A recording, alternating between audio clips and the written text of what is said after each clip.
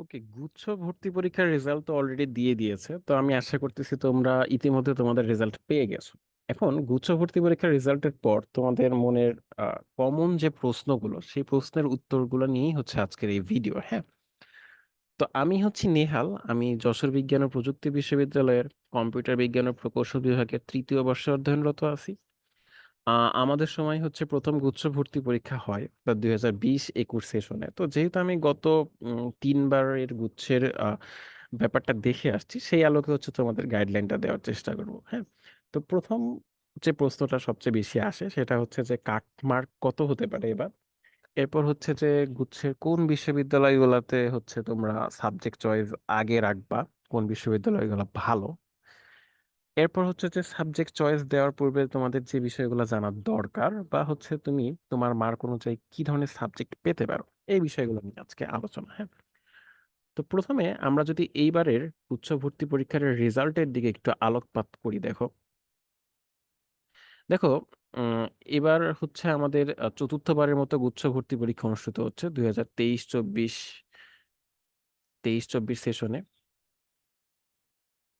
তো গত 3বারের তুলনায় এবারে গুচ্ছ ভর্তি পরীক্ষার মার্ক কিন্তু তুলনামূলকভাবে বেশ কম আসছে। হ্যাঁ, বিশেষ করে আমরা যদি একটু অ্যানালাইসিস করি এবারের রেজাল্টটা, তাহলে আমরা যেটা দেখবো, দেখো দেখো এবার গুচ্ছ ভর্তি পরীক্ষায় 50+ মার্ক পাইছে মাত্র 2022 জন। যেই সংখ্যাটা কিন্তু 2022 সেশনে 14,000 ছিল, 21-22 সেশনে 29,000 ছিল, আর 20-21 সেশনে 8,000 ছিল। তো এবার কিন্তু এই ব্যাপারটা একদম লোয়েস্ট। হ্যাঁ, এরপর দেখো 45+ মার্ক পাইছে কিন্তু 6,700 জন, আর 40+ পাইছে 16,346 জন। হ্যাঁ, এখন এই ব্যাপারগুলোর থেকে আমি মোটামুটি যে ব্যাপারটা শিওর, দেখো যে এবারের গুচ্ছ ভর্তি পরীক্ষার কাটমার্কের রেঞ্জ হবে অনেকটা হচ্ছে 38+ এরকম বলতে পারো। হ্যাঁ, যে মোটামুটি 38 যারা পাইছে তাদের হচ্ছে এবার গুচ্ছের কোনো না কোনো ভার্সিটিতে হচ্ছে একটা সিট চলে আসবে। গুচ্ছে তো অনেকগুলো ভার্সিটি, 24টা ভার্সিটি। যদি ব্যাপারটা এরকম হয় যে না, আমার যে কোনো একটা ভার্সিটিতে যে কোনো একটা সিট হলেই হচ্ছে, সেই ক্ষেত্রে কাটমার্কটা কিন্তু 38+ বলা যায়। হ্যাঁ, বাট এখান থেকে যদি তুমি বলো যে সেফ জোনটা কত, সেফ জোনটা মেবি হচ্ছে 40+। যে না, তুমি 40+ পাইলে তুমি 16,000-এর মধ্যে আসো, তোমার অবশ্যই গুচ্ছে একটা সিট কনফার্ম হয়ে গেছে। তো যারা 40+ আসো তোমরা মোটামুটি নিশ্চিন্ত থাকতে পারো, নিশ্চিন্ত থেকে। আর যারা 40-র নিচে আসো তাদের ক্ষেত্রে আসলে ব্যাপারটা একটু টেনশনের, যে না মানে আসবে কিনা, বা আসলেও অ্যাকচুয়ালি কোন বিশ্ববিদ্যালয়গুলো, এটার অবস্থা কিরকম, একদম নতুন কিনা, এই ব্যাপারগুলো নিয়ে একটু ভাবতে হচ্ছে। ঠিক আছে, তো এইটা হচ্ছে যে আমাদের রেজাল্টের ব্যাপার স্যাপার। এখন আমরা আমাদের নেক্সট টপিকে চলে যাই। তো নেক্সট যে ব্যাপারটা নিয়ে আমরা আলোচনা করব সেটা হচ্ছে যে গুচ্ছের কোন বিশ্ববিদ্যালয়গুলো বেশি ভালো। হ্যাঁ, তো এখানে আসলে আহ, সুনির্দিষ্টভাবে কোনো বিশ্ববিদ্যালয়কে বেশি ভালো বলাটা খুব কঠিন ব্যাপার। বাট তারপরও বেশ কিছু ব্যাপার, শিক্ষার্থীদের পছন্দ বা বিভিন্ন ফেসিলিটি বা বর্তমানে কেমন ইমপ্রুভ করতেছে, সবকিছু মিলে এখানে একটা আমি লিস্ট করার চেষ্টা করছি। দেখো, তো গুচ্ছ ভর্তি পরীক্ষায় কিন্তু একদম স্টুডেন্টদের প্রথম যে চয়েস, ফার্স্ট চয়েস যদি থাকে সেটা অবশ্যই সাস্ট। এটা আসলে বলার অপেক্ষা রাখে না। তো এইবারের ভর্তি পরীক্ষায় মোটামুটি যারা 50+ পাইছো তারা শিওর তোমাদের সাস্টের সাবজেক্ট আসতেছে, তোমরা টপ 2000-এ আসো যেহেতু। বাট মোটামুটি এখন বলা যায় যে 48 48+ যারা পাইছো তাদেরও হয়তো শেষের দিকের সাবজেক্ট গুলা আসার চান্স থাকতেছে। ঠিক আছে, বাট 50+ পারা যারা পাইছো তাদের জন্য তো সাস্ট অবশ্যই শিওর। সাস্টের পর মোটামুটি শিক্ষার্থীদের সেকেন্ড চয়েস থাকে হচ্ছে জগন্নাথ বিশ্ববিদ্যালয়, যেহেতু এটা ঢাকার মধ্যে, ঢাকা কেন্দ্রিক এনভায়রনমেন্টের জন্য অনেকেরই প্রায়োরিটি থাকে। তো জগন্নাথের ক্ষেত্রে মোটামুটি রেঞ্জটা এরকম হবে আর কি, যে 46+ বা হচ্ছে 47+ পেলে মোটামুটি তোমরা জগন্নাথের সিট পেয়ে যাবে, আমি যেটা আশা করতেছি। হ্যাঁ, এরপর শিক্ষার্থীদের চয়েসে থাকে খুলনা বিশ্ববিদ্যালয়। তো খুলনা বিশ্ববিদ্যালয়ে মোটামুটি আহ অনেকটা এরকমই হবে, যে তোমরা যদি 48+ পাও সেক্ষেত্রে মোটামুটি শিওর থাকতে পারো খুলনা আসবে। বাট এর নিচে হইতে পারে আর কি যে 46 থেকে 47 যারা আছো তারাও মোটামুটি একটা সম্ভাবনা আছে, আশা রাখতে পারো যে শেষ পর্যন্ত ওয়েটিং থেকে আসতে পারে আর কি খুলনা বিশ্ববিদ্যালয়। হ্যাঁ, এরপর বিজ্ঞান প্রযুক্তি বিশ্ববিদ্যালয়গুলোর মধ্যে ফার্স্টের পর মোটামুটি একটা বড় উম, অংশ হচ্ছে যশোর বিজ্ঞান প্রযুক্তি বিশ্ববিদ্যালয়ের চয়েস করে থাকে। তো যশোর বিজ্ঞান প্রযুক্তি বিশ্ববিদ্যালয়ে মোটামুটি আমরা দেখছি যে গত 2-3 বছর ধরে যে কাটমার্ক খুব বেশি থাকে আর কি। তো যশোর বিজ্ঞান প্রযুক্তি বিশ্ববিদ্যালয়ে আমরা মোটামুটি এবার বলতে পারি যে 45+ যারা পাইছো তাদের অবশ্যই সাবজেক্ট চলে আসবে, বাট 45-এর নিচে যারা আছো তাদের সাবজেক্ট আসবে কিনা বা আসলেও কি সাবজেক্ট আসবে সেটা বলাটা বেশ টাফ। হ্যাঁ, তো মোটামুটি এই হচ্ছে এই বিশ্ববিদ্যালয়গুলোর অবস্থা। এরপর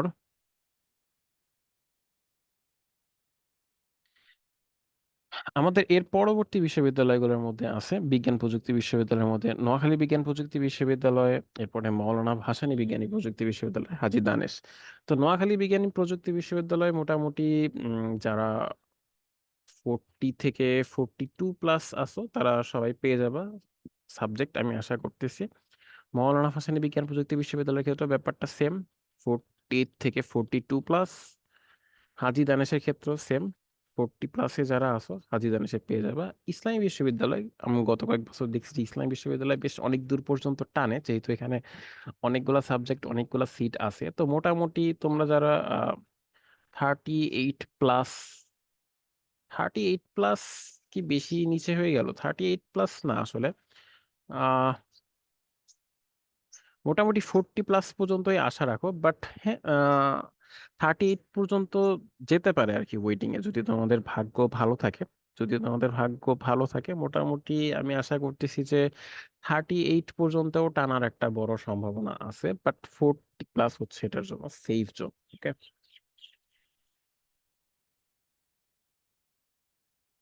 তো এরপর আমাদের লিস্টে আছে মোটামুটি পটুয়াখালী বিজ্ঞান প্রযুক্তি বিশ্ববিদ্যালয়, বঙ্গবন্ধু শেখ মুজিবুর রহমান বিজ্ঞান প্রযুক্তি বিশ্ববিদ্যালয়, পাবনা বিজ্ঞান প্রযুক্তি বিশ্ববিদ্যালয়, বরিশাল বিশ্ববিদ্যালয়। তো এই লিস্টে মোটামুটি যারা আছে আমি তাদেরকে এই বিশ্ববিদ্যালয়গুলোর জন্য আমি বলবো হচ্ছে মোটামুটি 30, সরি,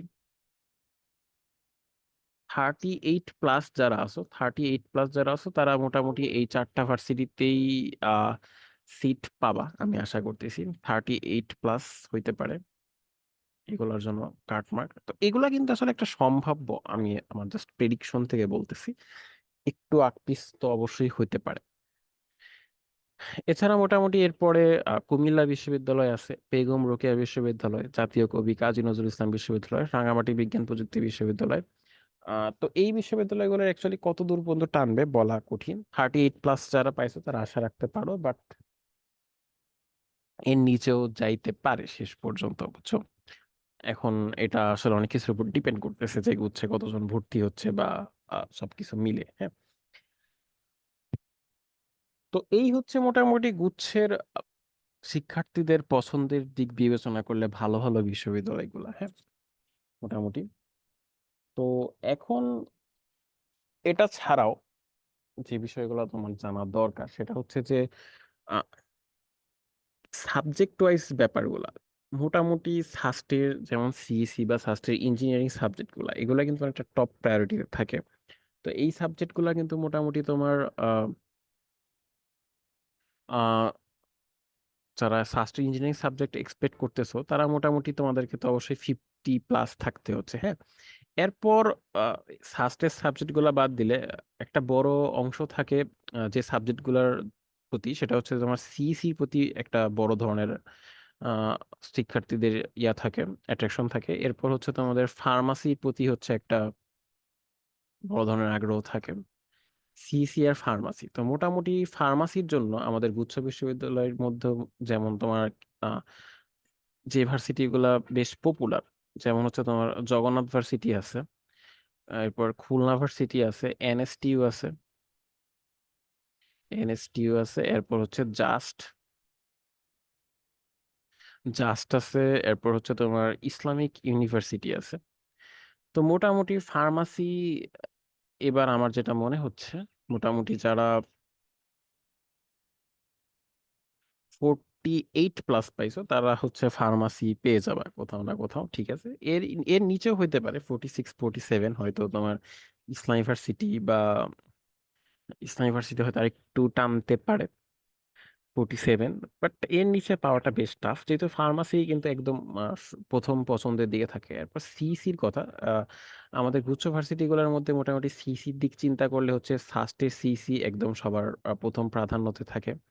এরপর মোটামুটি খুলনা ইউনিভার্সিটি সিইসি, জাস্টের সিইসি, এমবিএস টিভের সিইসি, এরপর সিইসি মোটামুটি বেশিরভাগ ভার্সিটিতেই আছে, বাট যে ভার্সিটিগুলোতে মোটামুটি ডিমান্ড বেশি থাকে, জগন্নাথ। তো সিএসির কথা যদি তোমরা বলো, মানে এই 5টা ইউনিভার্সিটিতে সিইসি পেতে হলে মোটামুটি তোমাকে অবশ্যই ওই 47 48+ রাখতে হবে, বাট এর নিচে যে ভার্সিটি গুলো আছে ওগুলাতে হয়তো তোমরা শেষ পর্যন্ত 45+এও হয়তো সিইসি চলে আসতে পারে, যদি তোমাদের আর কি ভাগ্য ভালো হয়, 45+এও আসবে। মানে গুচ্ছে তো অনেক ভার্সিটি আছে, ধরো বরিশাল ইউনিভার্সিটি, কুমিল্লা ইউনিভার্সিটি।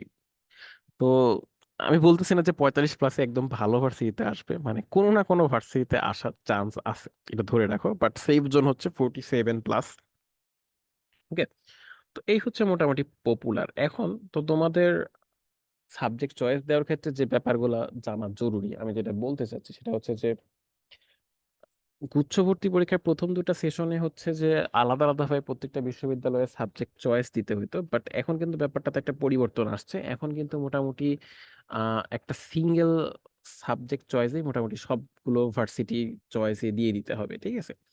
তো তোমরা তোমাদের পছন্দ অনুক্রমে যার মার্ক যে ধরনেরই হোক, ঠিক আছে, মনে করো তোমার মার্ক 50+ হইতে পারে, 40 হইতে পারে, 30 হইতে পারে, তোমার মার্ক যে ধরনেরই হোক, তুমি তোমার সাবজেক্ট চয়েসটা সবসময় ভালো থেকেই দিবা।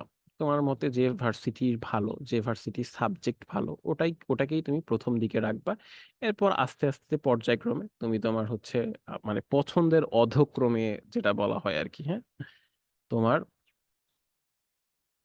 তোমার পছন্দের অধক্রমে তুমি নিচের দিকে যাবা সাবজেক্ট চয়েসের ক্ষেত্রে, ঠিক আছে। তো এটা হচ্ছে তোমার কোর ব্যাপার। অনেকে মনে করে আমার মার্ক যেহেতু কম, আমি মনে হয় পেছনের দিকে সাবজেক্ট আগে দিলে আগে পেয়ে যাবো। ব্যাপারটা আসলে সেরকম না। তোমার সাবজেক্ট চয়েস অনুযায়ী আগে দেখবে যে তোমার প্রথম সাবজেক্ট গুলা রিকোয়ারমেন্ট, তোমার মার্ক অনুযায়ী এটা রিকোয়ারমেন্ট ফিল আপ করতেছে না, না করলে জাস্ট ও যেতে থাকবে আর কি, যে তোমার প্রথম কোনটাতে হচ্ছে রিকোয়ারমেন্ট ফিল আপ হতেছে, ঠিক আছে। তো সাবজেক্ট চয়েস সবসময় ভালো থেকে খারাপই দিবা। আর দ্বিতীয় বিষয় হচ্ছে যে সাবজেক্ট চয়েস দেওয়ার আগে অনেক চিন্তা ভাবনা করে দিবা, ঠিক আছে। মোটামুটি তুমি যদি একটা খারাপ বা পেছনের দিকের সাবজেক্ট আগে দিয়ে দাও, হ্যাঁ, আহ, সেক্ষেত্রে কিন্তু ওটা আগে চলে আসবে, তখন কিন্তু তোমার এটা চেঞ্জ করার উপায় থাকতেছে না, ঠিক আছে। তো সাবজেক্ট চয়েসের ক্ষেত্রে সবসময় মনে রাখবা, তুমি কিন্তু হচ্ছে যে ধরো তুমি 1 নম্বরে দিলা হচ্ছে আহ ফার্স্টের সিএসি, মনে করো 2 নম্বরে দিলা হচ্ছে তোমার পোস্টের সিএসি, 3 নম্বরে দিলাম মনে করো খুলনা ইউনিভার্সিটির সিএসি। এখন ধরো তোমার 2 নাম্বারটা চলে আসলো পোস্টের সিএসি, হ্যাঁ, এখন এখান থেকে কিন্তু তুমি কোনোভাবেই আর 3 নম্বরে যাওয়ার কোনো সুযোগ নাই, বা এখান থেকে আর পরেরগুলোতে যাওয়ার সুযোগ নাই, হ্যাঁ। সাবজেক্ট চয়েস সবসময় আগের দিকে যায়। তো এই জন্য সাবজেক্ট চয়েস দেওয়ার আগে সবসময় একটু চিন্তা ভাবনা করে দিবা, সুন্দর করে বসে আস্তে ধীরে, যে তুমি